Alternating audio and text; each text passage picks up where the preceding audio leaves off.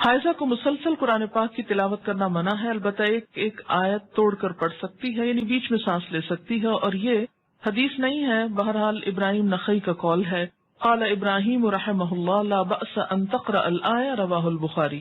حضرت ابراہیم نخعی کہتے ہیں کہ حائضہ قرآن مجید کی ایک آیت پڑھ لے تو کوئی حرج نہیں، اسے بخاری نے روایت کیا ہے۔ یعنی اس معاملے میں علماء اور فقہاء کے درمیان اختلاف ہے، بعض کہتے ہیں کہ آیت میں سانس لے لے بیچ میں، کٹھی نہ پڑھے، اور بعض یہ کہتے ہیں کہ اگر پڑھ لے تو حرج کوئی نہیں ہے، کیونکہ کسی صحیح حدیث میں منع نہیں کیا گیا۔ ایک روایت ملتی ہے مگر وہ ضعیف ہے۔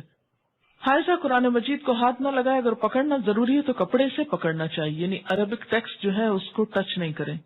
کان ابو وائل رضی اللہ عنہ یرسل خادمہ وہی حائض الی ابی رزین فتأتیہ بالمصحف فتمسکہ بعلاقتہ رواہ البخاری۔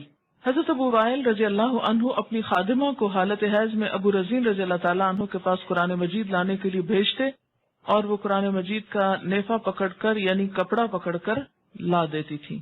اسے بخاری نے روایت کیا ہے، یعنی غلاف سے پکڑ لیتی تھی۔